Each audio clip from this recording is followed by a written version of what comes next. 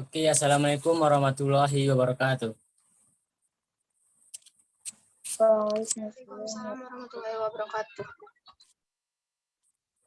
Yang terhormat Ibu Atika Aulia Akmal SPD MPD selaku dosen pembimbing mata kuliah konsep dasar biologi SD dan rekan-rekan mahasiswa yang berbahagia. Puji syukur marilah kita panjatkan atas kehadiran Allah Subhanahu wa taala yang telah memberikan nikmat dan hidayahnya kepada kita semua sehingga kita bisa mengikuti perkuliahan pada kesempatan kali ini. Selawat serta salam semoga tetap tercurahkan kepada junjungan Nabi besar kita Nabi Muhammad SAW dengan berupa doa Allahumma sholli ala Sayyidina Muhammad wa ala ali Sayyidina Muhammad. Sebelumnya perkenalkan saya Fairuz Al-Habib sebagai moderator dan Ramadhani Sapitri Aswal sebagai pembaca materi. Adapun topik yang akan dibahas pada pertemuan kali ini yaitu mengenai struktur dan fungsi tumbuhan. Jadi di sini saya selaku moderator akan membacakan rangkaian acara pada diskusi kali ini.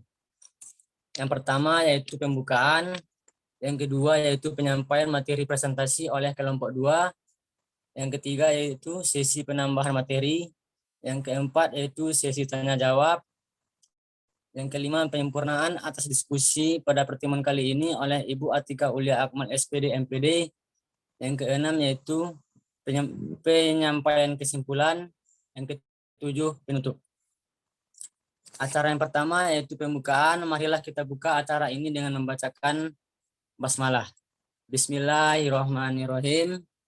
Acara yang kedua yaitu penyampaian materi presentasi oleh kelompok 2 kepada Ramadhani Sapitri Aswal. Dipersilahkan. Baiklah, terima kasih kepada moderator. Saya akan menjelaskan materi tentang tumbuhan. Tumbuhan merupakan salah satu dari 6 kelompok besar dari kerajaan makhluk hidup. Tumbuhan merupakan eukariota autotrofik yang berarti mereka memiliki sel kompleks dan dapat membuat makanannya sendiri. Biasanya mereka tidak bisa berpindah tempat dengan sendirinya. Tanaman yang paling sering kita jumpai misalnya pohon, tumbuhan, semak, rerumputan, tanaman merambat, pakis, lumut, dan gagang hijau. Studi ilmiah mengenai tumbuhan atau yang sering dikenal dengan istilah botani telah mengidentifikasi sekitar 350.000 spesies tumbuhan yang masih ada. Dalam hal ini, jamur dan alga non-hijau tidak diklasifikasikan sebagai tumbuhan. Tumbuhan adalah organisme multiseluler di kerajaan pantai yang dapat melakukan fotosintesis untuk membuat definisi makanannya sendiri. Contoh umum dari tumbuhan adalah rumput, pohon, dan semak. Yang kedua, struktur tumbuhan. Struktur tumbuhan terdiri dari beberapa bagian yang berbeda. 3 bagian utama meliputi akar, daun, dan batang, di mana setiap bagian memiliki serangkaian tugas dan fungsinya untuk menjaga kesehatan tanaman. Yang pertama, akar. Akar adalah bagian dari tumbuhan yang bawah, yaitu dalam media. Akar merupakan organ vegetatif utama yang memasuk air, mineral, dan bahan-bahan yang penting untuk pertumbuhan dan perkembangan tanaman. Akar merupakan struktur tumbuhan yang memiliki bentuk tidak berbuku-buku, namun juga tidak beruas. Umumnya, akar berwarna keputih-putihan, kekuningan, dan kecoklatan. Akar akan terus mengalami pemanjangan pada ujung akar yang memungkinkan akar bisa menjangkau ke daerah-daerah yang mengandung resapan air. Struktur akar ini memiliki banyak fungsi seperti penyerapan air dan hara, penopang tumbuh tegaknya tanaman, dan penyimpanan cadangan makanan. Jenis-jenis akar. Yang pertama, akar tunggang. Umumnya terdapat pada tumbuhan dikotil. Fungsi utamanya adalah untuk menyimpan makanan seperti tumbuhan wortel, ubi, dan sebagainya dalam bentuk umbi-umbian. Jenis akar tanaman satu ini merupakan akar lembaga yang tumbuh terus-menerus menjadi akar pokok yang kemudian bercabang menjadi akar yang lebih kecil. Yang kedua, akar serabut. Akar ini umumnya terdapat pada tumbuhan monokotil, tapi terdapat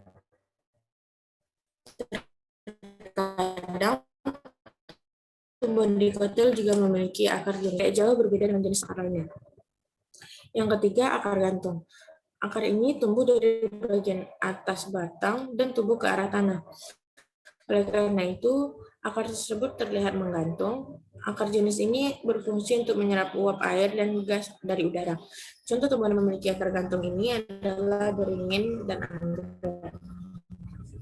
Yang keempat, akar nafas. Jenis akar tanaman ini biasanya tumbuh keluar dari batang bagian bawah. Akar nafas sebagian muncul di permukaan tanah dan sebagian lagi berada di dalam tanah. Akar ini terlihat seperti menopang tegaknya batang. Akar nafas mempunyai banyak celah tempat dan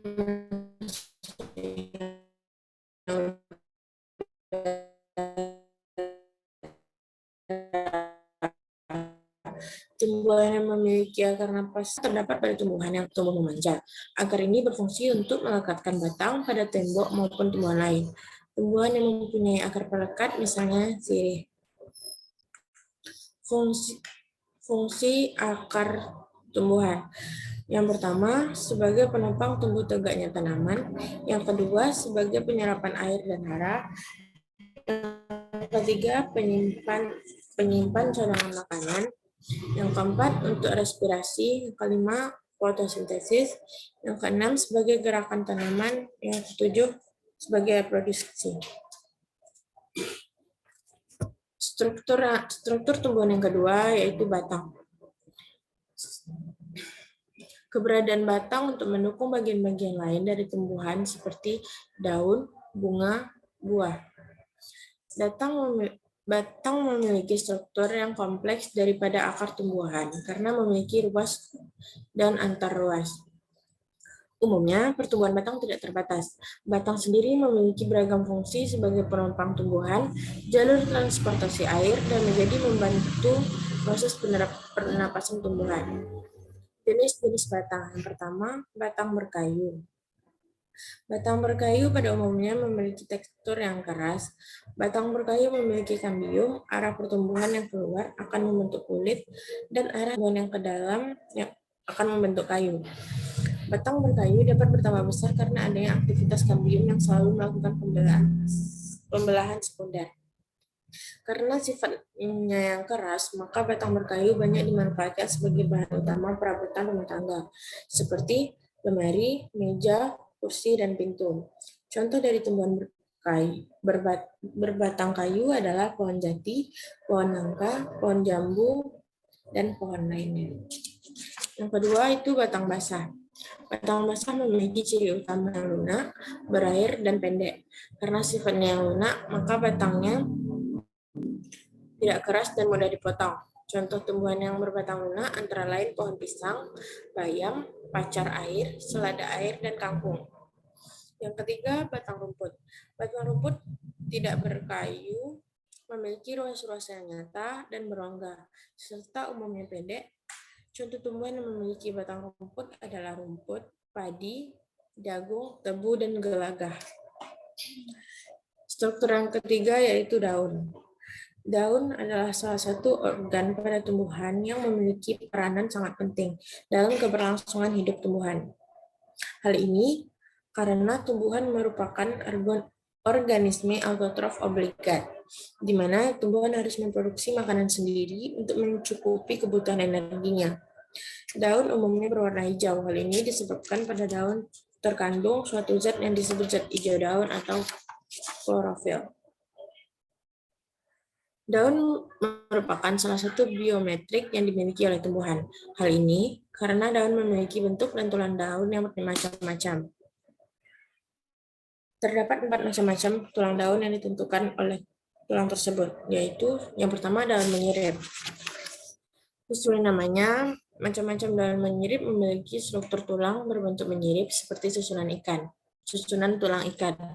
Contohnya adalah daun mangga, daun jambu, daun nangka, kacang-kacangan, dan lain-lain. Yang kedua, daun menjari. Daun menjari memiliki tulang berbentuk seperti susunan jari-jari tangan, yaitu dari ujung tangkai daun keluar beberapa tulang yang memancar seperti susunan jari tangan.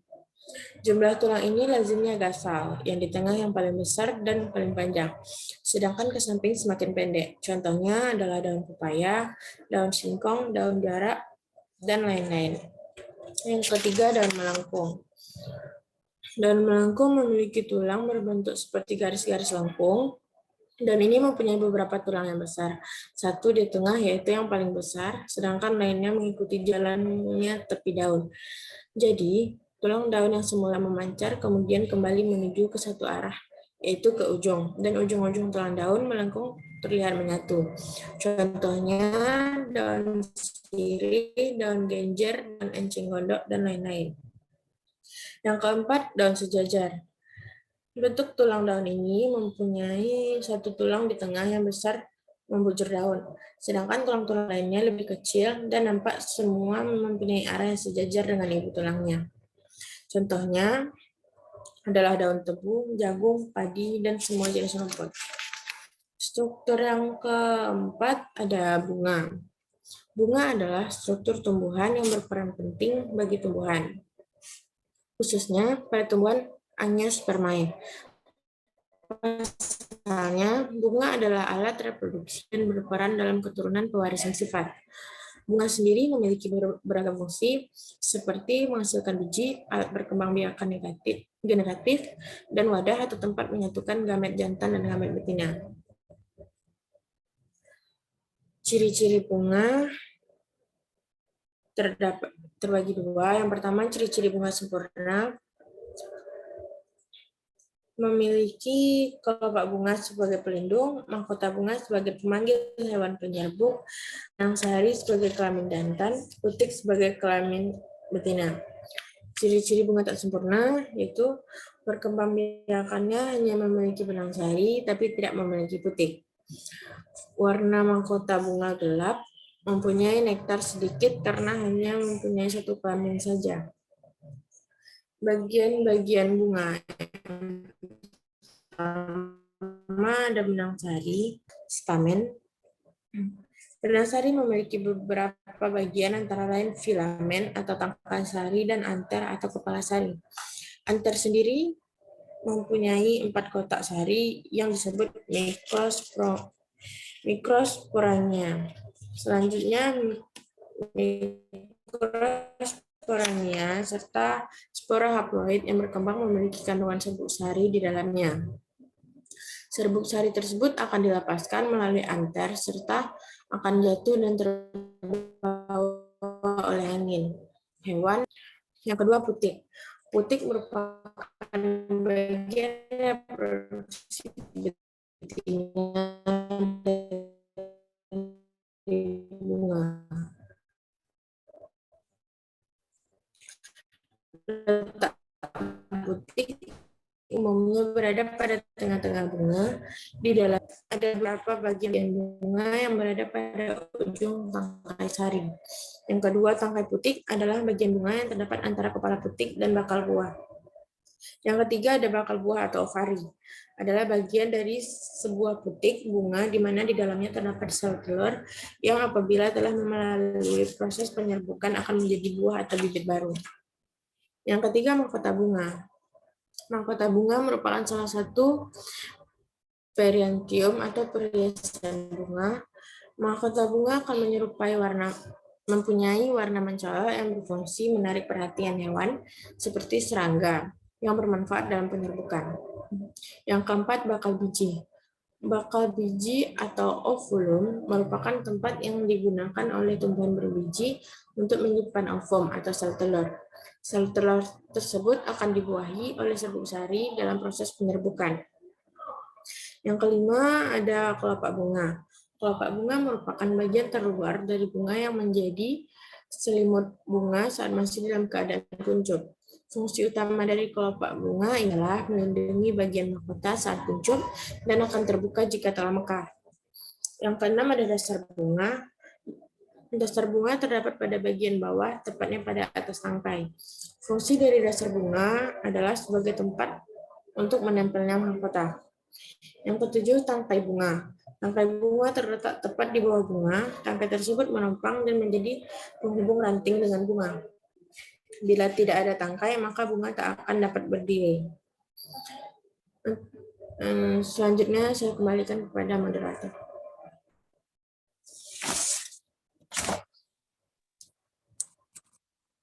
Oke, terima kasih kepada Ramadhani Sapitri Aswal yang telah membacakan materi tentang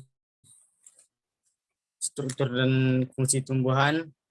Selanjutnya yaitu materi mengenai biji dan buah.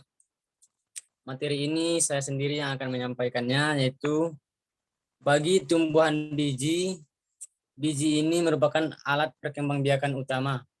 Karena biji mengandung calon tumbuhan baru ataupun lembaga. Melalui biji, tumbuhan dapat mempertahankan jenisnya. Pada umumnya, biji terdiri atas bagian-bagian yaitu kulit biji, tali pusar, dan inti biji, ataupun sering disebut dengan isi biji. Kulit biji merupakan bagian terluar biji dan berasal dari selaput bakal biji. Pada umumnya, kulit biji dari tumbuhan berbiji tertutup ataupun angiospermae terdiri atas dua lapisan. Yang pertama yaitu lapisan kulit luar ataupun sering disebut dengan testa. Lapisan ini mempunyai sifat bermacam-macam. Ada yang tipis, ada yang kaku seperti kulit, dan ada yang keras seperti kayu ataupun batu.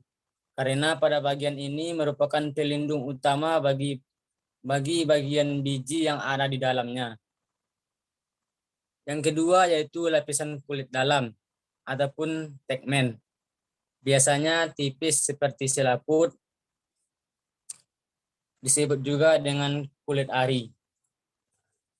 Pada tumbuhan berbiji terbuka, kulit biji terdiri dari 3 lapisan, yaitu yang pertama kulit luar ataupun sarkotesta, biasanya tebal berdaging. Yang kedua yaitu kulit tengah atau scleroretesta, suatu lapisan yang kuat, keras, dan berkayu. Yang ketiga kulit dalam endotesta, biasanya tipis seperti selaput dan seringkali melekat erat pada inti. Bagian lain dari biji yaitu adalah tali pusar. Tali pusar disebut juga tangkai biji. Setelah biji masak, biji akan terlepas dari pusarnya dan pada bijinya hanya nampak bekasnya yang dikenal dengan pusar biji. Seperti yang ada pada gambar PPT, bagian lain dari biji yang ada yaitu inti biji. Inti biji adalah semua bagian biji yang terdapat di dalam kulitnya. Oleh sebab itu, inti biji juga dapat dinamakan isi biji. Inti biji terdiri atas lembaga yang merupakan calon individu baru dan putih. Lembaga ataupun sering disebut dengan albumen. Selanjutnya yaitu tumbuhan dikotil dan monokotil. Tumbuhan dikotil. Tumbuhan dikotil adalah tumbuhan yang memiliki biji yang berkeping dua, yang memiliki ciri khas yang sama, memiliki sepasang daun lembaga atau kotiledon. Ciri-ciri tumbuhan biji, ciri-ciri tumbuhan dikotil. Yang pertama, bentuk akarnya tunggang. Yang kedua, pola tulang daun dan bentuk sumsumnya menyirip atau menjari. Yang ketiga, tidak memiliki tudung akar. Yang keempat, jumlah keping bijinya 2. Yang kelima, pada akar dan batang terdapat kambium dan dapat tumbuh serta berkembang menjadi besar. Batangnya bercabang-cabang, jumlah kelopak bunganya 2, 4, 5, ataupun kelipatannya. Dan pembuluh pengangkutnya teratur dalam lingkaran ataupun cincin. Struktur tumbuhan dikotil yang pertama yaitu ada daun. Daun adalah bagian tumbuhan yang umumnya berbentuk lembaran, pipih, dan berwarna hijau. Daun berfungsi sebagai tempat pembuatan makanan bagi tumbuhan melalui proses fotosintesis. Stomata pada daun berfungsi sebagai organ penting pada respirasi daun. Daun memiliki stomata pada permukaannya dan memungkinkannya tumbuhan melakukan pertukaran gas. Terdapat beberapa struktur daun pada tumbuhan dikotil. Yang pertama yaitu epidermis, mengandung sel-sel kipas dan stomata. Yang kedua, jaringan dasar, terletak di antara kedua epidermis, epidermis atas dan epidermis bawah. Yang ketiga, berkas pengangkut, terletak pada tulang daun dan memiliki susunan seperti batangnya. Berkas ini adalah gabungan dari xilem dan floem. Struktur yang kedua yaitu batang. Batang adalah bagian tumbuhan yang berada di permukaan tanah dan berperan sebagai tempat tumbuhnya daun dan sarana lintasan air, mineral, serta makanan. Struktur batang antara lain yaitu pertama, epidermis. Epidermis adalah sebuah jaringan terluar batang dan disusun oleh organ-organ hidup dengan dinding organ yang tipis. Yang kedua, korteks. Letaknya ada di antara lapisan endodermis. Terdapat dua sel di dalam korteks yaitu kolenkim dan parenkim. Yang ketiga, endodermis. Terletak langsung di bawah lapisan epidermis.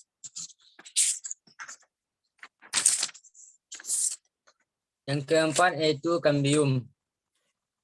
Kambium merupakan pembeda tumbuhan dikotil dengan tumbuhan monokotil.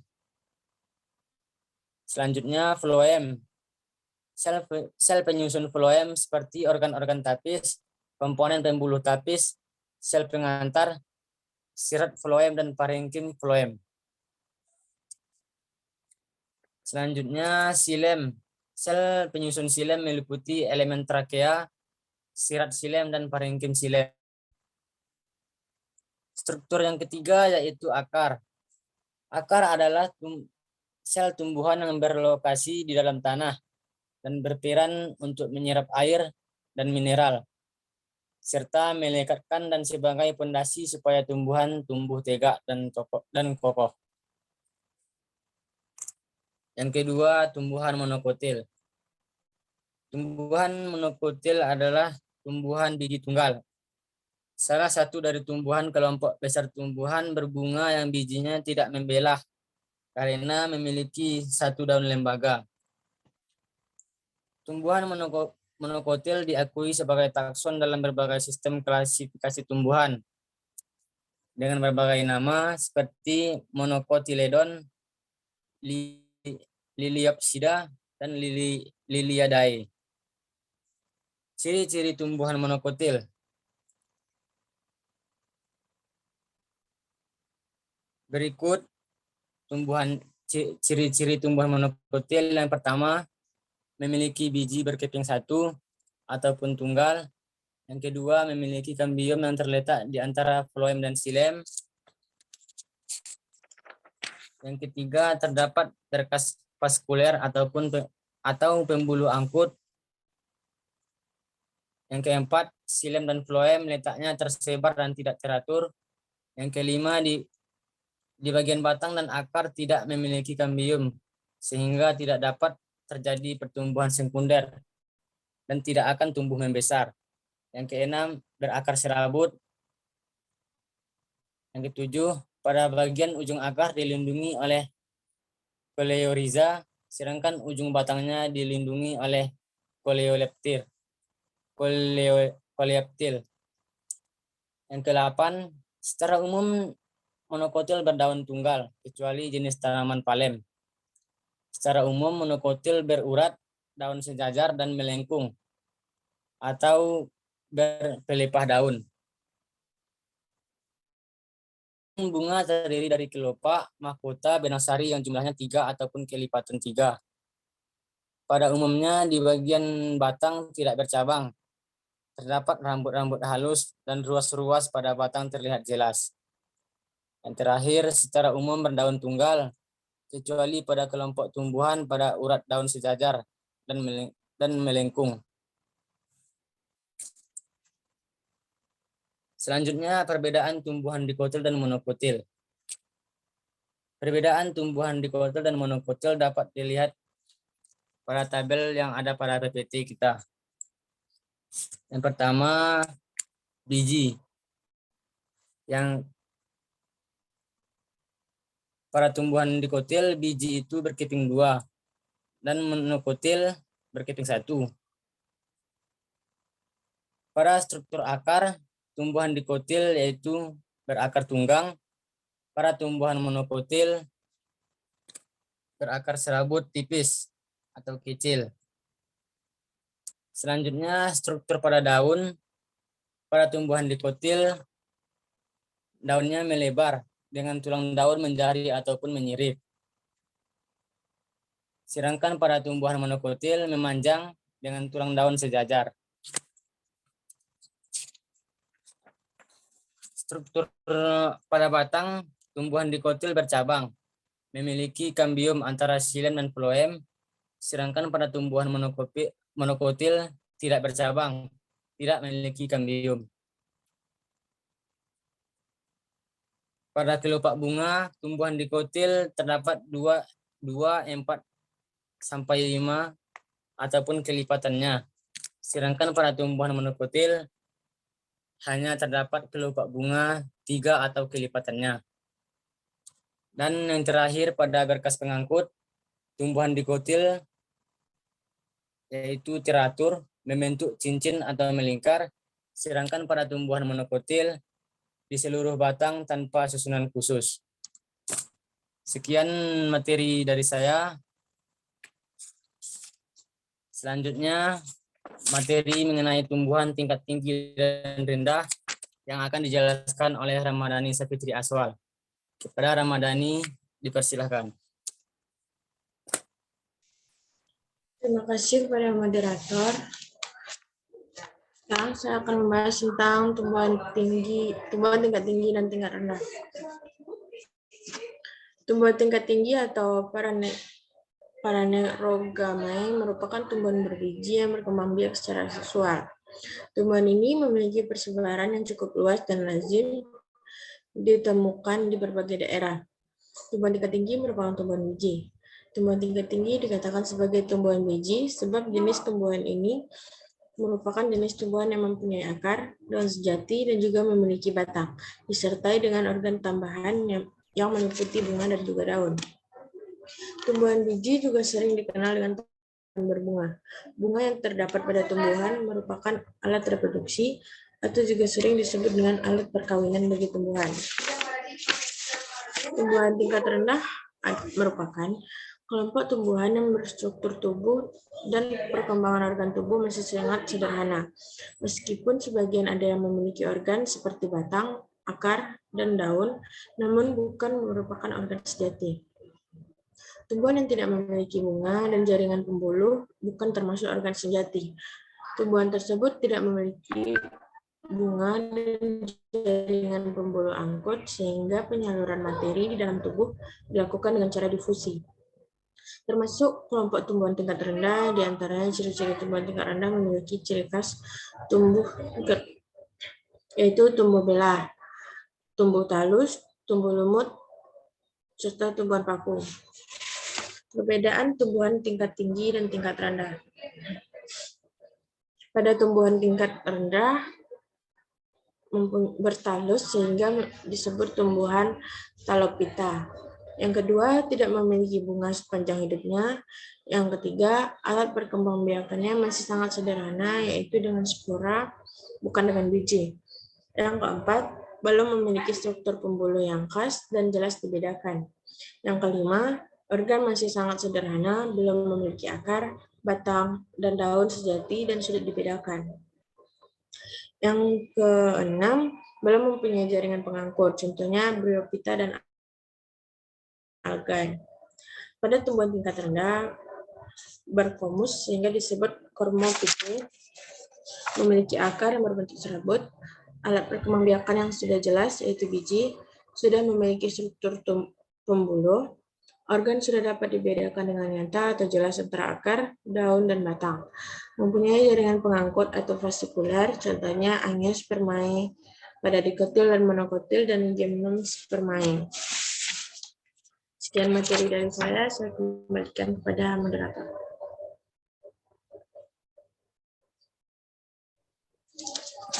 Oke, baik. Terima kasih kepada Ramadhani Sapitri Aswal. Demikianlah penyampaian materi presentasi oleh kelompok 2. Selanjutnya masuk ke sesi penambahan materi. Pada sesi kali ini kami membatasi untuk teman-teman yang ingin menambahkan materi hanya 3 orang saja. Jadi bagi teman-teman yang ingin menambahkan materi, sebelum menambahkan, silakan menyebutkan nama dan asal kelompoknya terlebih dahulu. Bagi teman-teman yang ingin menambahkan materi, disilahkan.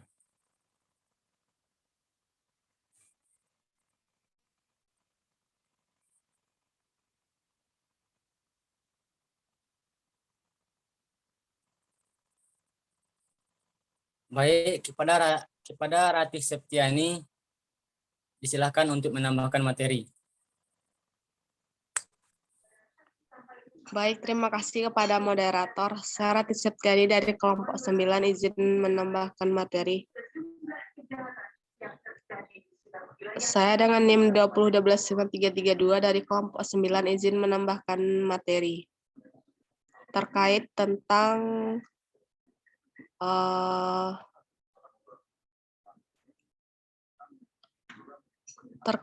hama dan penyakit tumbuhan.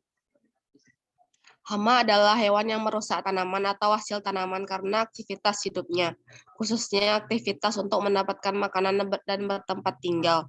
Hama tanaman memiliki kemampuan merusak. Adanya hama tersebut tak hanya mengganggu pertumbuhan tanaman, tetapi juga dapat mematikan tumbuhan hingga berdampak pada gagal panen. Penyakit tumbuhan adalah gangguan pada tanaman yang disebabkan oleh mikroorganisme. Mikroorganisme tersebut dapat berupa virus, bakteri, jamur, protozoa, dan cacing nematoda. Jenis hama tumbuhan. Yang pertama, hama tumbuhan jenis serangga. Jenis hama yang berupa serangga dapat menyerang tanaman pada stadium yang berbeda. Berikut ini hama jenis serangga. Yang pertama, merek coklat. Nila parvata lugens yang menyerang tanaman padi. Yang kedua, walang sangit. Leptocoryza acuta menyerang biji padi yang masih muda dan lunak. Akibatnya, biji padi menjadi kosong, kadang berisi tetapi isinya tidak sempurna. Yang ketiga, kutu daun, Apis sp, merusak beberapa jenis tanaman. Yang kedua, hama tumbuhan dari kelompok burung atau Aphes. Selain dari kelompok serangga, hama yang menyerang tanaman juga berasal dari kelompok burung Aphes. Umumnya, burung menyerang area persawahan padi secara bergerombol pada saat padi sedang disemaikan atau ketika hampir masa panen. Kelompok burung yang menjadi hama pada tanaman padi antara lain yang pertama, Baia Locheus philippinus, yang kedua, bondol hijau, Erythrina prasina sparman, yang ketiga, burung gereja, Passer montanus oates. Yang ketiga, hama tumbuhan dari kelompok mamalia atau binatang menyusui. Binatang menyusui atau mamalia juga dapat menjadi hama tanaman. Jenis mamalia yang biasanya menyerang tanaman pertanian antara lain, yang pertama, bajing, Calosiorus notatus badaer, merusak pohon kelapa. Yang kedua, codot, Chinopterus pinkfall, yang gemar memakan bunga pisang, buah pepaya, dan jambu biji. Yang ketiga, Cerabedes, Tomacaca fasciculus yang seringkali menyerang lading ubi kayu, jagung, dan padi. Yang kedua, jenis penyakit pada tumbuhan. Kerugian yang diderita para petani akibat gagal panen bukan hanya disebabkan adanya hama yang menyerang area pertanian. Penyakit pada tanaman juga menjadi satu di antara penyebabnya. Mikroorganisme yang dapat menimbulkan penyakit dapat berupa virus, jamur, protozoa, bakteri, dan lain-lain. Jenis penyakit pada tanaman antara lain yang pertama, penyakit rebah kecambah. Pembusukan pada leher akar tanaman yang baru tumbuh atau sedang berkecambah disebabkan oleh serangan jamur Pythium sp dan Rhizoctonia solani. Akibatnya leher akan mengecil, dan akar mengecil sehingga tak mampu lagi menopang batang tanaman. Batang menjadi busuk dan kering sehingga keadaan tanaman akan rebah. Yang kedua, penyakit embun tepung. Penyakit embun tepung menyerang biji yang sedang tumbuh sehingga biji yang belum mempunyai daun pertama menjadi keropos dan akhirnya mati. Yang ketiga, penyakit pada tanaman kentang. Penyakit pada tanaman kentang biasanya disebabkan oleh jamur yaitu Phytophthora infestan. Yang ketiga, jenis penyakit pada tumbuhan,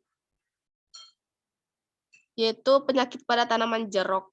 Penyakit pada tanaman jeruk disebabkan oleh bakteri, yaitu bakteri Leek organism, yang menyerang pembuluh tafis atau phloem pada batang jeruk. Gejalanya berupa kuncup-kuncup daun yang menjadi kecil, lalu akhirnya berwarna kuning dan diikuti dengan buah yang juga menjadi berwarna kuning.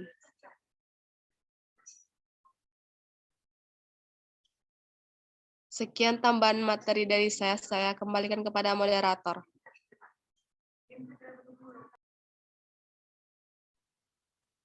Baik, terima kasih kepada Ratih Septiani yang telah menambahkan materi. Selanjutnya, penambahan materi dari Marliza Cahyadi. Kepada Marliza, disilahkan.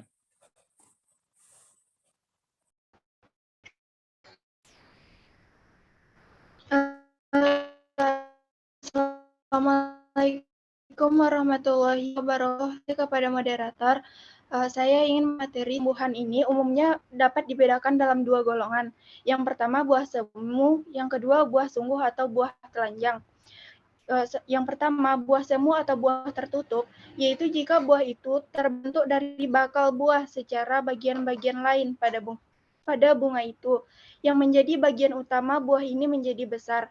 Buah semu dibedakan dalam 3 macam. Yang pertama, buah semu tunggal, yaitu buah semu yang terjadi dari satu bunga dengan bakal buah. Pada buah ini, selain bakal buah, ada bagian lain bunga yang membentuk buah, tangkai pada buah jambu monyet. Yang kedua, buah semu ganda, yaitu jika pada satu bunga terdapat lebih daripada bakal buah yang bebas satu sama lain, misalnya pada buah arbe. Yang ketiga, buah semu majemuk ialah buah semu yang terjadi dari bunga majemuk, tetapi seluruhnya dari luar tampak seperti satu buah saja, misalnya buah nangka. Kemudian yang kedua yaitu buah sungguh atau buah telanjang, yang biasanya terjadi dari bakal buah.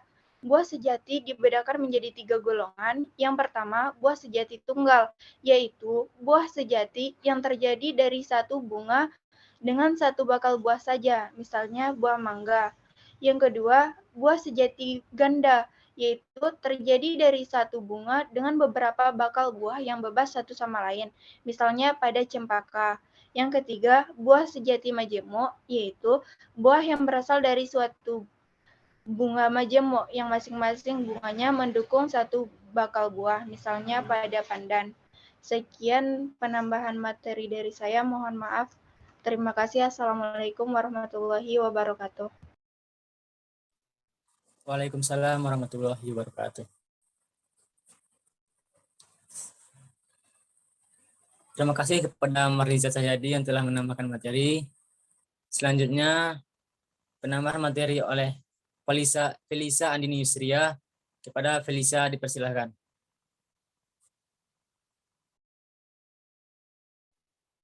Baik, terima kasih moderator. Assalamualaikum warahmatullahi wabarakatuh. Saya Felisa Andini Yusria dari kelompok 6 akan menambahkan materi tentang struktur dalam dan luar akar. Yang pertama yaitu struktur dalam akar yang terdiri atas epidermis, korteks, endodermis, dan silinder pusat. 1. Epidermis. Epidermis akar merupakan bagian akar yang terdiri atas selapis sel yang tersusun rapat dengan dinding sel yang mudah dilewati oleh air. Oleh karena itu disebut juga dengan epiblem atau lapisan sel epidermis akan melakukan pemanjangan ke arah lateral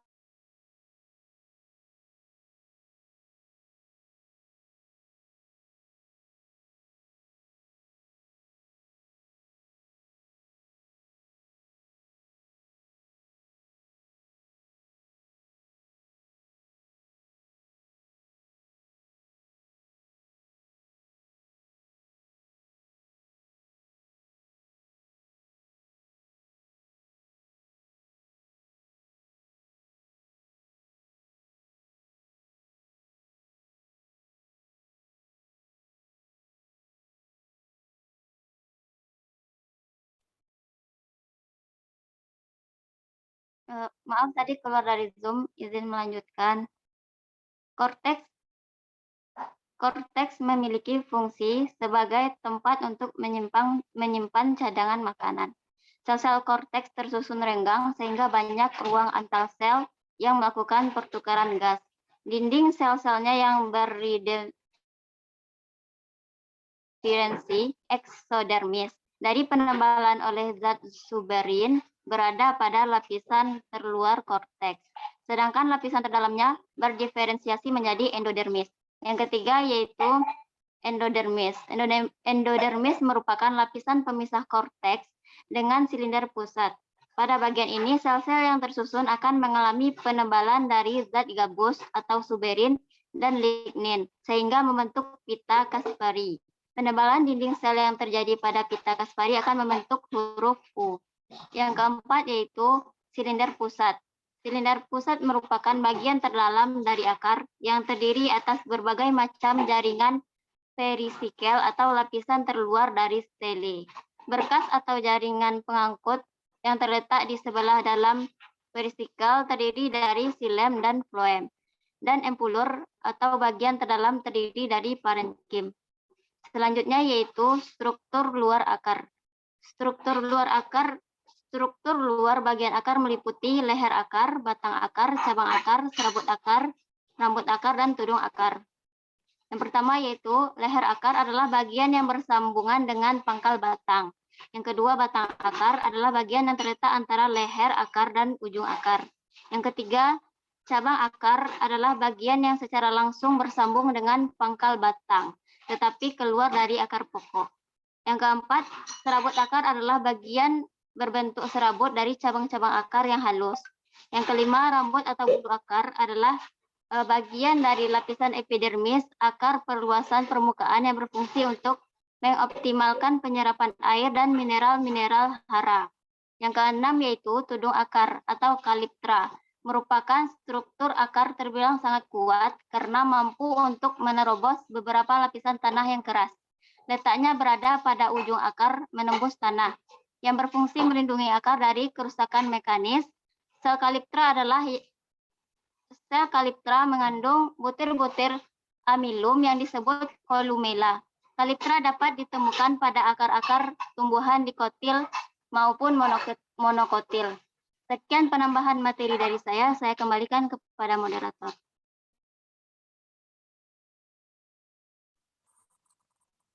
Terima kasih kepada Felisa Andini Yusria yang telah menambahkan materi. Sesuai dengan peraturan kita pertama tadi, penambah materi hanya dicukupkan untuk 3 orang saja.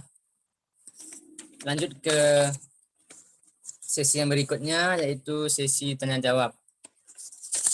Pada sesi kali ini, kami memiliki beberapa peraturan. Yang pertama, audien diharap tenang. Yang kedua, sebelum bertanya, si penanya diharuskan menyebutkan nama dan asal kelompoknya. Dan pertanyaan yang akan kami tampung cukup 5 buah pertanyaan. Kepada teman-teman yang ingin bertanya, disilahkan.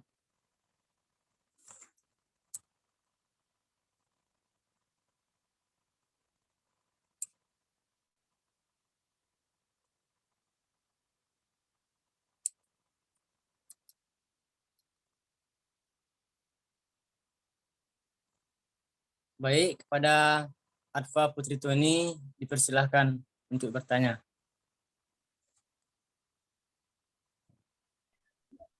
Baik, terima kasih moderator. Assalamualaikum warahmatullahi wabarakatuh.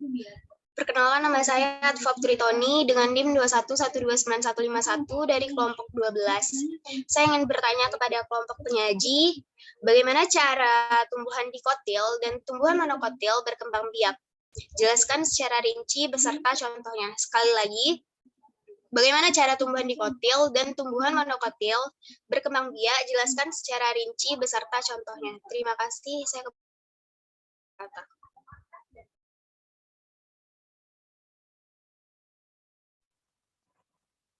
Baik, kepada Tak lupa juga untuk mengingatkan kepada teman-teman yang bertanya untuk menulis kembali pertanyaannya di kolom chat.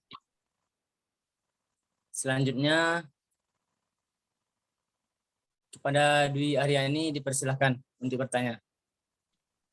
Baik, terima kasih kepada moderator. Assalamualaikum warahmatullahi wabarakatuh. Perkenalkan, nama saya Dwi Aryani, NIM 21129378 dari kelompok 12. Pertanyaan saya, adakah kaitan antara struktur sel yang menyusun jaringan pada tumbuhan dengan fungsi pada organ-organ tumbuhan? Jika memiliki kaitan, bisakah kelompok penyaji menjelaskan dengan contohnya?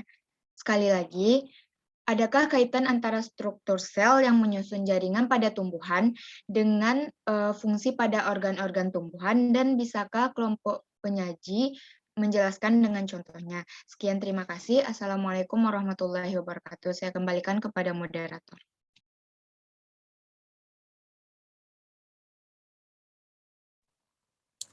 Baik, terima kasih kepada Dwi Aryani. Selanjutnya, kepada Danda Saputra dipersilahkan untuk bertanya. Terima kasih kepada moderator. Sebelumnya perkenalkan, nama saya Danda Saputra dengan nomor NIM 21129026 dari kelompok 1. Pertanyaannya, pada tumbuhan yaitu terdapat organ akar dan batang yang bisa terjadi modifikasi sehingga memiliki fungsi yang berbeda-beda. Pertanyaannya, coba sebutkan serta berikan contoh modifikasi dari organ tumbuhan tersebut, yaitu pada organ akar dan organ batang. Sekian, terima kasih.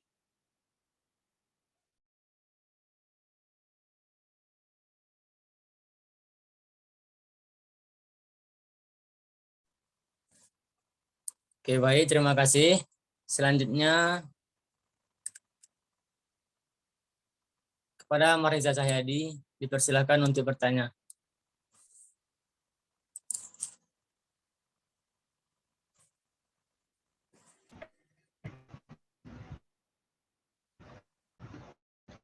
Assalamualaikum warahmatullahi wabarakatuh.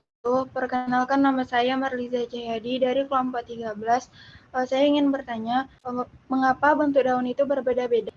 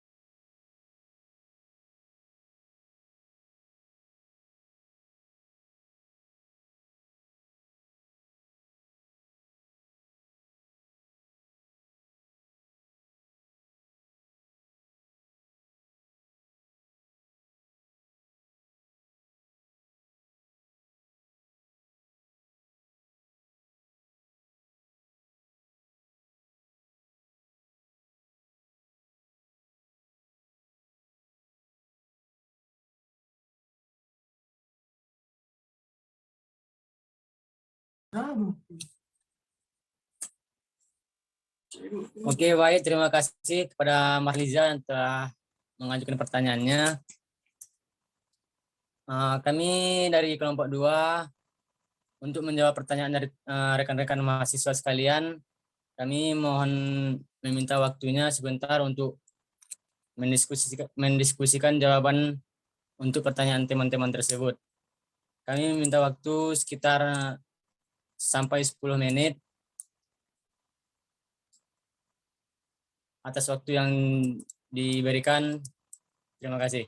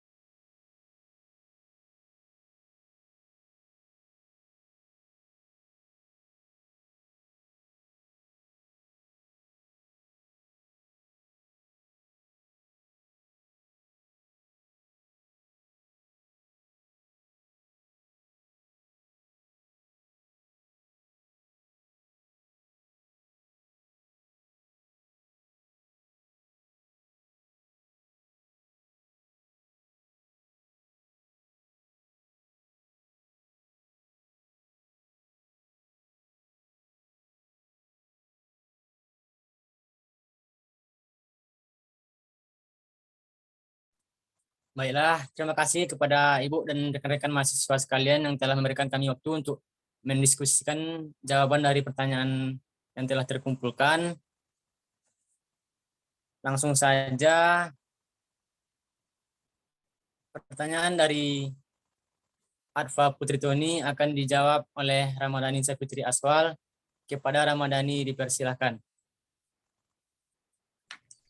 Terima kasih kepada moderator. Saya akan menjawab pertanyaan dari Adva Putri Toni.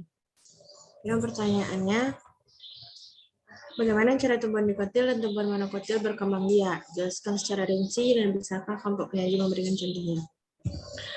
Pada tumbuhan dikotil, berkembang biak dengan cara generatif. Tumbuhan dikotil adalah tumbuhan yang memiliki biji berkeping dua.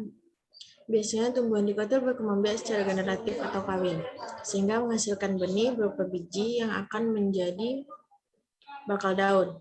Yang termasuk tumbuhan dikotil adalah semua yang memiliki kambium yang berjejer rapi di batang bagian luar, di dalam jaringan epidermis. Contoh perkembangbiakan generatif yaitu bisa dicangkok dan okulasi. Pada tumbuhan monokotil berkembang biak secara generatif dan ada juga yang berkembang biak secara vegetatif. Tumbuhan monokotil adalah tumbuhan yang memiliki biji berkeping satu, berkembang biak secara generatif berupa bunga dan vegetatif berupa tunas, ubi, dan lain-lain. Tumbuhan monokotil beberapa di antaranya memiliki kambium dan sebagian tidak. Tumbuhan monokotil memiliki kambium yang tidak berjejer rapi atau abstrak sehingga tidak bisa dicangkok dan diokulasi. Sekian jawaban dari saya kembalikan kepada moderator.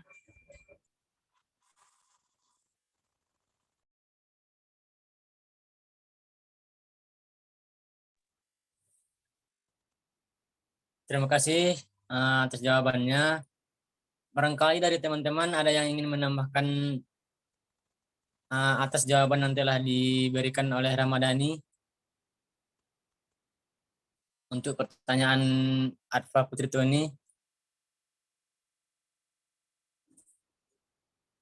jika ada silakan raise hand.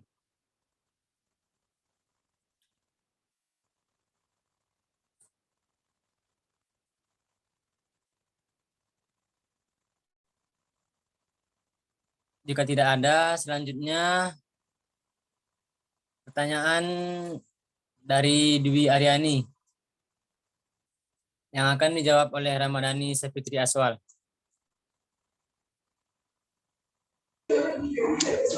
Terima kasih kepada moderator.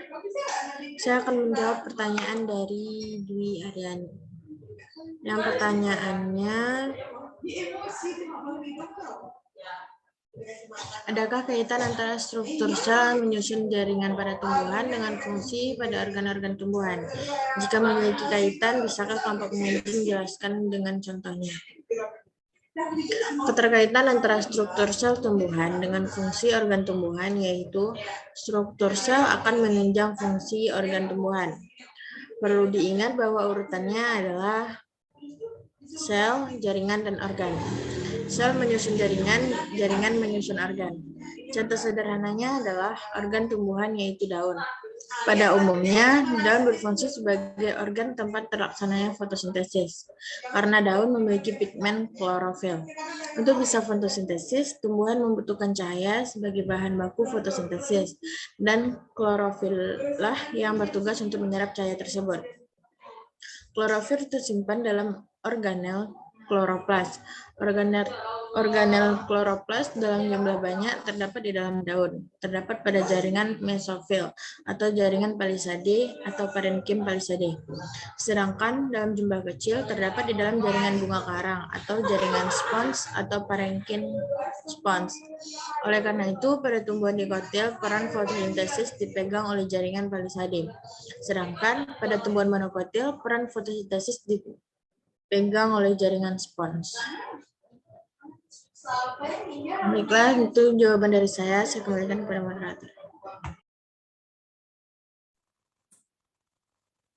Baik, jika dari teman-teman yang ingin menambahkan jawaban atas pertanyaan dari Dwi Aryani, kami persilahkan.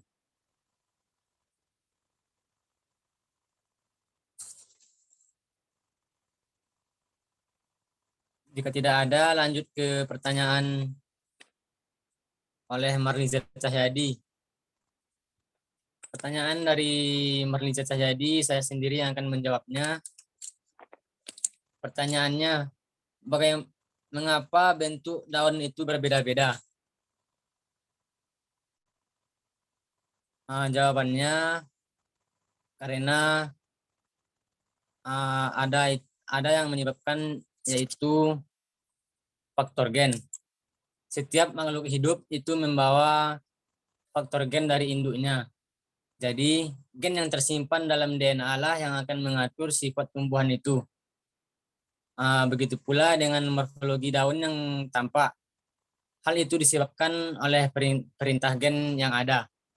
Jadi pada umumnya, pada awal pertumbuhan dan perkembangan daun muda yang berasal dari sel primordial, daun akan membentuk daun yang melebar dan menipih. Namun pada perkembangan lebih lanjut, gen tumbuhan terbentukkan bentuk daun yang berbeda-beda.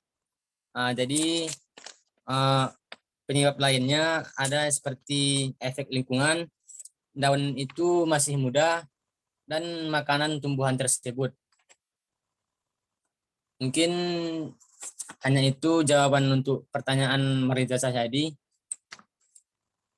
Kepada rekan-rekan semua yang ingin menambahkan jawaban tersebut, kami silahkan.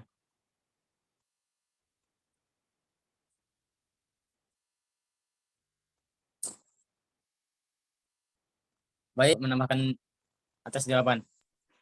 Baik, terima kasih kepada moderator. Nama saya Rati Septiani dengan NIM variasi dalam meskipun tanaman tidak semua turunan dari suatu organ tertentu akan identik. Ada variasi antara bagian-bagian dari tanaman dewasa yang dihasilkan duksi. Sebagai contoh, di sepanjang cabang baru daun dapat bervariasi dalam pola yang konsisten di sepanjang cabang. Bentuk daun yang dihasilkan dekat pangkal cabang akan berbeda dari daun yang dihasilkan di ujung tanaman, dan perbedaan ini konsisten dari cabang ke cabang pada tanaman tertentu dan dalam spesies tertentu. Perbedaan ini berlanjut setelah daun di kedua ujung cabang telah matang dan bukan hasil dari beberapa daun yang lebih muda daripada yang lain. Baik, sekian tambahan jawaban dari saya kembalikan kepada moderator. Terima kasih kepada Rati Septiani yang telah menambahkan mengenai jawaban yang ditanyakan oleh Ica. Mungkin untuk pertanyaan dari Saudara Danda Saputra akan kami jawab di forum diskusi di e-learning. Karena waktu kita sudah habis, maka lanjut untuk penyampaian kesimpulan. Kesimpulan dari diskusi kita pada kali ini yaitu tumbuhan adalah makhluk hidup yang mempunyai daun, batang, dan akar. Dengan beberapa bagian tersebut, tumbuhan mampu memproduksi makanannya sendiri dengan memanfaatkan zat klorofil pada daun dan memproses aktivitas fotosintesis.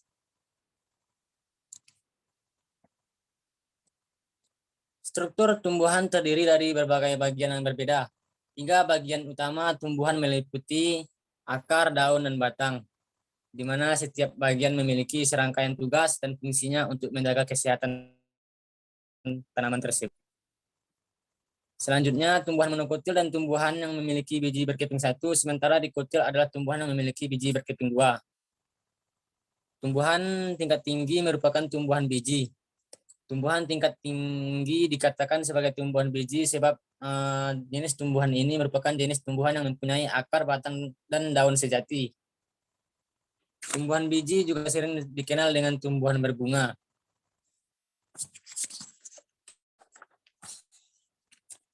Sedangkan tumbuhan tingkat rendah yaitu salah satu jenis tumbuhan yang tidak pernah menghasilkan bunga. Mungkin hanya itu kesimpulan dari diskusi kita pada kali ini. Selanjutnya acara yang ke-7 yaitu penutup. Sebelum ditutup acara ini, saya selaku moderator, apabila dalam penyampaian terdapat salah kata dan kekurangan, meminta maaf sebesar-besarnya atas nama kelompok 2 konsep dasar biologi. Akhir kata, wassalamualaikum warahmatullahi wabarakatuh.